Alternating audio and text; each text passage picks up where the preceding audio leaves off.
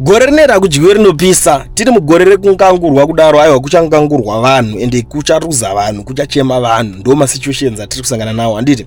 Now regeza timbopinda pane nyaya yaProfet Walter Magaya because ndiri kuona kuti vanhu vakawanda vanga vari kushamisika kuti zviri kufamba sei ende iye Magaya asonyazonzwiswa kuti zviri kumuteera zviri kubva nekopi mazuva adarika aya panga ari mukoti akatomboblema prosecutor general zvikanzi uyu prosecutor general ngaabve ipapo because anoenda kuchechi kwamakandiwa saka hatisi kuda kuti ange achinditonga because anochange ari biased achifevhera makandiwa achiita sei but zvikanzi already matimboteerera nyaya yako bazonzi aiwa uri kupenga wakuya uchitudza zvekuita manje zvakafana nongotiwo taura kuti zvoni doctor ari kurapa iwewe ndi ex wako kana kuti doctor ari kurapa iwewe ndi tsano ndi ex tsano wanga wakaroora hanzvadzi yavo achishande zvidaro munhu anongoita basa rake ari pabasa rake ende atoti hatishande nema emotions toshanda neconstitution zvinenge chitibvumidza. So nyaya iyo yakabva yangojambira vaenda pane chimwe chikamu ndobva vanopinda futi mukati vakadai vakabuda vakapinda vakabuda. Nawo vaMagaya vari kufesa imwe nyaya panapa yandiri kuona iri kundisiririsawo. Prophet Walter Magaya and his wife are facing the loss of their waterfalls property after it was scheduled for auction on Friday 27 February 2026. The sheriff of the High Court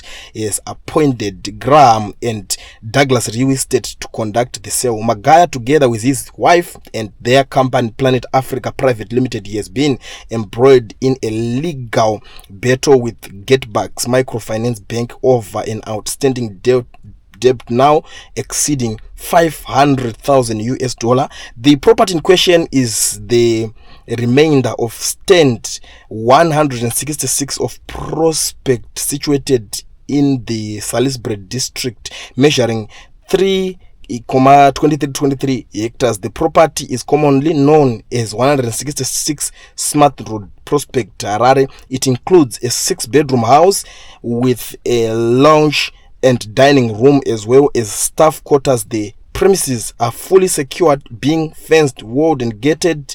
Ndo mamirira akaita zvinhu zvacho. Zimbabwe andori ma1 auziva kuti kunyatsoteerwa nani kwaka.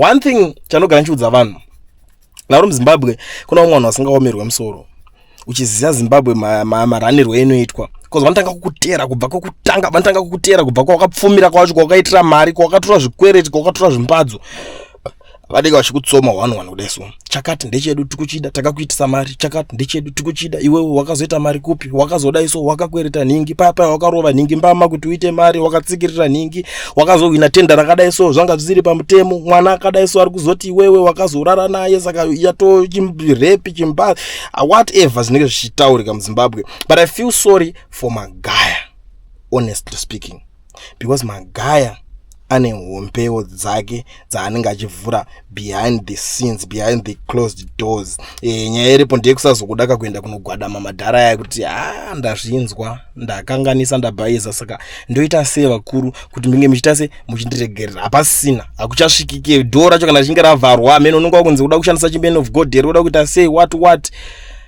saka iye mubelief yeteam yake vanga vari kuti since vanga vaona prosecutor general ari panyanga vakafunga kuti pamwe chibhakera chacho chiri kubva nekuUFIC saka UFIC yo haitori ndochetinge chiziva inenge iitawo zvimachecha. It's just that hatinyadzi kuti hatidudzipindira bhozi at the end of the day kwada kutaura kuti UFIC haina chanoziva unozonyara mangwana wakunzi ndiye ari kuziva zvinhu zvese futi mukubata nyaya yacho.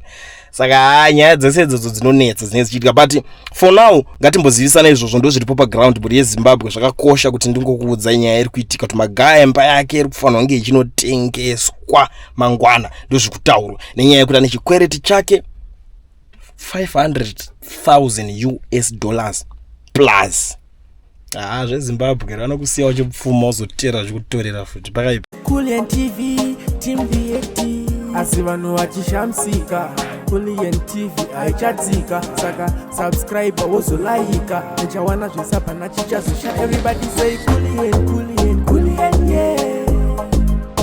Information need brilliant yeah. Everybody say Kulian